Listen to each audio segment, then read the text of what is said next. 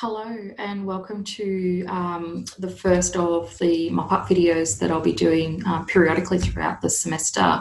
So these videos are really an opportunity to provide you with some feedback about how you're travelling in the subject. And so this video, I'm just going to give you some feedback on how you've been going in weeks 1 and 2 and address some of the things that we're noticing that we think you can work on to help improve your success in this subject. So as I said, I'll be doing these periodically throughout the semester.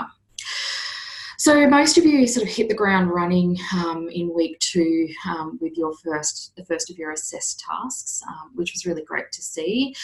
We did notice, however, that a number of you were leaving your postings for those group tasks until sort of the last few days of the week. The problem with leaving your posts to the last few days means that it's really hard for you as a group to engage in discussion. So I'd encourage people, and this is something I've said to my groups, is that really try to aim to get your first posting done sort of by Wednesday of each week. That gives the group plenty of time to log in again and have those conversations and discussions with each other and to be able to respond to each other. It's actually really unfair if you've got 1 or 2 people who are posting early and then nobody else is posting until Saturday or Sunday. It makes it really hard for those people to try and have a discussion. So we do encourage you to, as I said, log on frequently, log on early in the week, get that first post done and give yourselves plenty of time to have those discussions, because remember that you're being assessed not only on your content, but also the frequency of your posting. And so if you're only posting once or twice, or you're leaving all of your posts until sort of the last day, you're not going to be able to get those maximum points that are available for that week. So with that, this week you had 2 tasks. The first of your tasks this week was to use the ASGS RA classification system to search for your hometown postcode and see how your hometown is classified according to that system. So we had 129 students complete that task, which was fantastic. And I guess as no surprise to me, 82 of you enrolled in this subject are currently from a major city, so that's an RA1 classification. We had 35 students who were from an inner regional area, so that's an RA2 classification. We had 11 of you who were living in outer regional areas, so the RA3, and just 1 student who is from a remote or an RA4 community, and no students from very remote, which is not really that surprising. I think so. What we're seeing is that the majority of you are from major cities, and I think we saw in your week 1 introductions where you introduced yourselves to your groups that many of you didn't really have any experience of either living, working, or even travelling around rural and remote areas. And so some of what we're talking in this subject may be new to you. And I think that there's a real opportunity to learn from your peers who are from these inner regional, outer regional and remote areas, and to hear about their experiences of living, working and being a part of rural and remote communities. And so if you are from one of those regional or remote areas, please share your experiences with your group. Those first-hand experiences are a really great opportunity for learning. So that was your first task. The second task was that you needed to formulate a hypothesis to explain the differences between rural and metro morbidity and mortality rates. And, we saw a whole range of explanations as to why that may be the case. I think what was really pleasing to see was that many of you were thinking about some of those social and environmental determinants that might be at play. So looking at things like geography and, geographical isolation as well as social isolation. We saw you thinking about things like access, whether that is because of geography or perhaps because of some other social or perhaps economic reasons. So that was really fantastic. Some of you were a little bit more narrower in your thinking and and in your reasons for trying to explain those differences, with many of you focusing on behavioural or lifestyle factors. I guess the one bit of advice that I would give you is that, that's a really narrow way of thinking about or trying to explain differences. And just to remember that, those behavioural or lifestyle factors are often the result of a whole range of underlying social, economic, environmental and political determinants beyond individuals' controls. And so the reasons why people might make certain decisions about their behaviour or their lifestyles are often influenced by these factors that they actually have very little control over. So just be mindful of that. And the other reason I just draw your attention to those underlying social determinants is because that's what we will be expecting you to be focusing on in your essay. We don't really want you looking at those behavioural determinants unless you're going to be exploring the underlying social, environmental and political and economic determinants at play there. One of the things that we have noticed in your posts for week 2, and I'm also starting to see a little bit of this in the groups that I've looked at for week 3, are, I guess, really quite negative, gross generalizations about rural people. We're seeing quite a lot of assumptions being made about rural communities, and we're also seeing a lot of prejudice as well, and victim blaming also. And again, that victim blaming is often linked to when you're talking about things like behaviour and lifestyles. That's where we tend to see a lot of that victim blaming coming into play, and that lack of recognition of things that are beyond people's control. I think Evelyn, did a beautiful summary of some of the assumptions and gross generalisations that we were seeing. And, if we looked at your posts, then someone might actually think that rural is a cesspit of drunk, uneducated people on drugs who only get the worst health professionals because nobody else wants to work outside of the metro areas. You need to be careful about those sort of gross generalisations that you're making about rural people or about any population, subpopulation group for that matter. Is that, those sorts of comments, for example, that rural people are uneducated, or, rural people, all rural people are unemployed, or all rural people have just the same culture, is actually quite insulting and does nothing to help address inequities in health that are experienced in rural areas. And I know for myself, when I hear comments like, rural people are poorly educated, I find that personally insulting. Having lived most of my life in a rural area, having completed both my secondary and tertiary education, including postgraduate education in a rural area, in a regional area.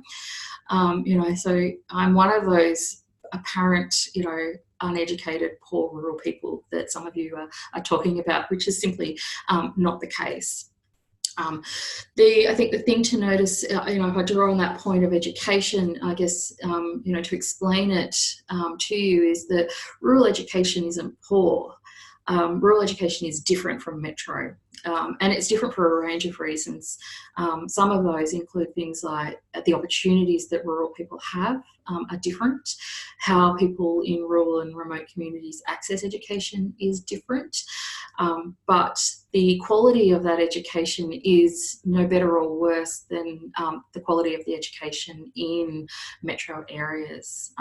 So just be mindful that, that you're not making those particularly negative gross generalisations, or that you're victim blaming people for things that are beyond their control. With that, if you're going to make statements around some of those determinants, like education or unemployment or socioeconomic status, for example, then you really need to be using evidence to support that. So we will be, encouraging you to apply, to provide references for the work that you're citing. For the weekly post, that doesn't have to be full APA. Web links, or some referencing details are sufficient sufficient for that, but you do need to provide some evidence when you're making some of those sorts of claims. So please ensure that you are providing references, and I've been feeding that back to my groups, and I'm sure both Evelyn and Eleanor have also been feeding that back to their groups as well. So just one other thing that I wanted to talk about in relation to, I guess, week 2 and what's happening over the next few weeks. So next week I will be running the Zoom session for the essay. So that will be held next Thursday, the 22nd of August at 11 a.m. The link to that Zoom session you'll find in LMS in the assessment tab. You just need to click on the link and you can join that Zoom session live. In that session, I'll be going through the essay instructions. I'll be going through some of the tips and tricks and things you should be thinking about in relation to that, and also talking about how the best way to tackle how you might approach and plan that. It will be a live session, as I said. It will run for about an hour. There will be opportunities for those of you who are able to join live to ask questions, and I'll be able to answer those. If you do have some questions that you would like me to answer, but you can't make it on the live session, please post those to the essay discussion board on LMS, and I'll look at those and I can answer those both on that LMS discussion board, but also in that Zoom session. Getting a time where everybody is available at the same time for a Zoom session is impossible when you've got 150 students. So I know that there'll be lots of you who can't make that time next week. Please don't panic or worry. I'll be recording that session and then I'll make that video recording available to everybody in LMS. If you are planning on joining that session, then I do expect that you attend having done a little bit of preparation. So that is that you've read through the instructions for the assignment, that you've had a look at the marking guide, and that you've also thought a little bit about perhaps the community that you're going to focus on, and having a bit of doing some research, preliminary research before you actually attend. If you can't attend that session, then you really should also be thinking about planning for that essay now. That due date will be upon us before we know it, and this is not an assignment that you can rush and put together you know, in a day or two.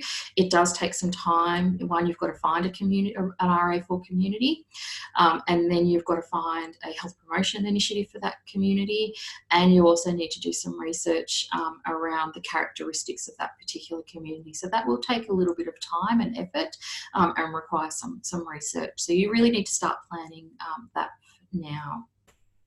So those are the main things that I just wanted to talk about in this little feedback video. Of course, if you've got any questions about the subject, I'd encourage you to direct those to the relevant discussion boards. Before you do post a question, just make sure that you have a look and see if your question has already been asked and answered. I know that there's been a number of students logging on and already asking questions about the essay, and I've been responding to those. Please don't email your facilitators or myself with essay questions immediately. Please post them to the discussion boards, because the chances are that if you're thinking about those questions, somebody else is also.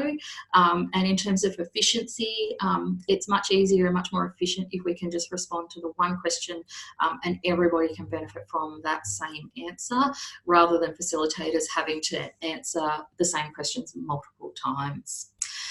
A reminder that your week 3 posts are due by midnight this Sunday, as are all weekly tasks. So if you haven't, you know, done at least your first posting for that, I really would encourage you to try and get that done, you know, by today, so that you've still got Friday, Saturday, and Sunday to log in and for the group to have a discussion. And moving into the future, really try to get those done sort of Tuesday or Wednesday, so that everybody has time. Remember that there are 2 parts to this week's for week 3's task. So one is you know, researching a population group and providing some of the information about that particular group. The second part is the group discussion, which is about comparing and contrasting those. So you do need to be comparing one group to another. So maybe comparing the group that you've looked at with a group that a population group that somebody else in your group has looked at, and drawing some comparisons and looking at how they might contrast with each other. What are the similarities and the differences that you're noticing? So just remember that there are two parts to the week 3 task. I think all of your week 2 tasks have now been marked. If not, then certainly your facilitators will be onto that in the next day or two. And we'll, of course, start looking at week 3 sort of middle of next week at the latest. We try to keep on top of those for you. I think that was all I wanted to have a chat with you about. Of course, as I said, if you've got any questions, please feel free to post those. But one other thing, if you do have a lap and you haven't sent that to me, could you please do so as soon as possible? That'll ensure that I'm aware that you've got that and can put in any appropriate supports in place for you. If you think you might need an extension, then please put that through the official extension request process, so that's through LMS, and you will need supporting documentation with that as well. So on that note, well done on completing week 2. There's some great stuff happening in week 3 already. If you haven't started, get onto that ASAP, and I will keep you updated with what's happening in the subject, and wish you all a great week.